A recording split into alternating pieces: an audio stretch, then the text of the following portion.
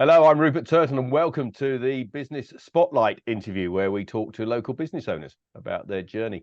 Today I'm joined by Milan Loncar, the founder of Shire Electrical, who are based over in Corby. So Milan, welcome. Right, thank you. Well, let's start off then. Explain what you and Shire Electrical do and for how long have you been doing it? So Shire Electrical do a mixture of every part of electrical work you could think of. So from it being a socket extension in your house to big scale commercial, industrial new buildings. We started in sort of 2008, where in the recession, the company I worked for, I probably had more work than them as a on the side private for the builders, extensions and stuff like that. So I took the plunge, set up on my own, and went on from there.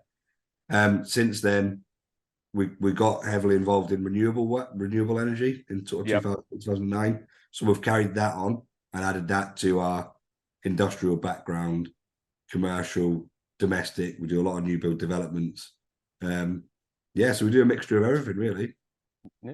So what are the biggest challenges then in running an electrical business? Personally, I would say keeping up with the times. I look at a lot of other electrical companies and they either stick to one thing and I'm an industrial electrician, or we do new build developments. And we've always tried to not pigeonhole ourselves into one aspect of electrical work. Yeah. So it is sort of keeping up with what's going to be the next big thing. How can we retrain and make sure that we're ahead of what is coming? That's probably the hardest thing for us, I think. Yeah. So with that said, then, what are the next big opportunities in the electrical market in the next 5 years or so?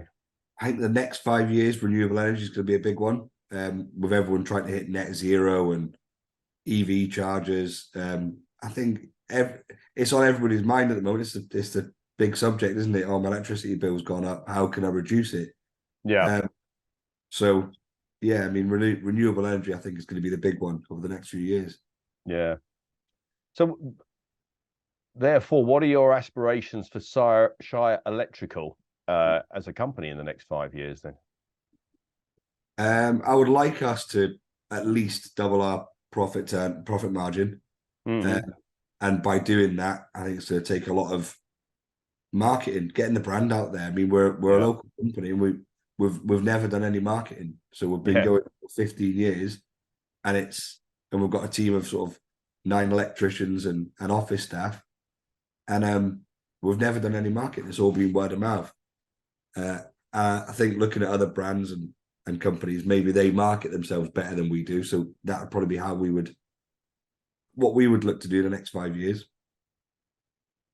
Yeah. Okay. So it's interesting what you said there about never having done any marketing, because it sort of leads into the question. So what has been your biggest learning? You obviously see the need to do it, but what has been your biggest learning since you've been a business owner? I would say that's sort of, it's more of a recent thing as well, that it's sort of the pennies dropped, that we need to look at moving. We had this sort of in 2010, I think it was 2012, where I go back to the renewable energy side of things.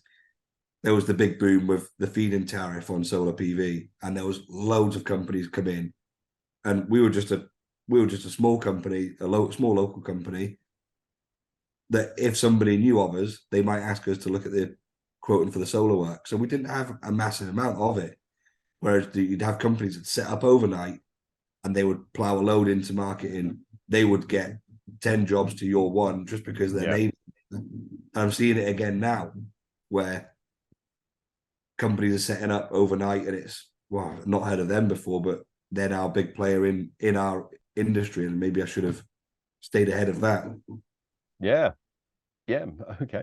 So what have you learned about yourself then during the journey?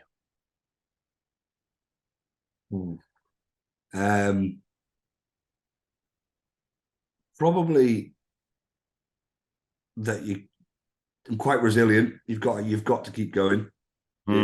There's someone said to me right at the beginning, if it was easy, everybody would do it. Yeah, fair point. Yep. So yeah, probably that. I mean, you've got to be determined and resilient. So I've probably learned that I I am that. Yeah. Were you that to start with? Yeah, probably. I mean, I was only 23 when I started the business. Yeah. So I was probably more young and naive and confident than anything else. And I think with that naivety, you probably are quite resilient, and you just think, "Ah, don't worry, if that job doesn't come, another one's going to come." You're Yeah. probably confident in yourself. I mean, I always think that the reason I got a lot of work was because I was a good electrician. It wasn't Yeah. anything. It wasn't because I was marketing, because I wasn't.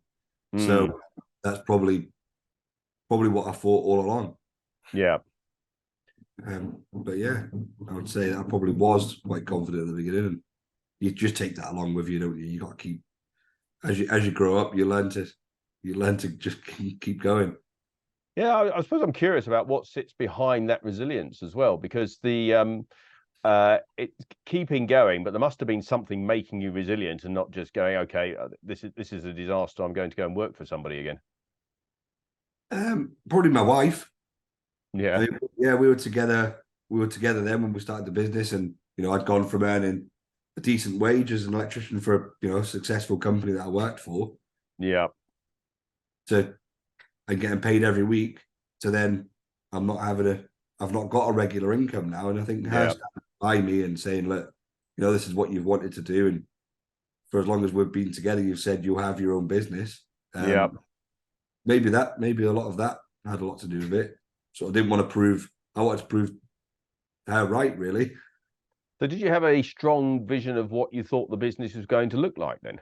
No, no, no, not at all. So it was really the desire just to be self-employed, looking after yourself. Yeah, yeah. Well, I think that's the thing. I think I wanted to. I don't even know why I wanted to work for myself, but I always had that ambition. I mean, my family life, like my parents, they didn't have their own businesses, but they were both, worked hard. And in our family, there is a lot of uncles and cousins that have got their own businesses. So Yeah. maybe up, I seen that and I thought, yeah, that's what I want.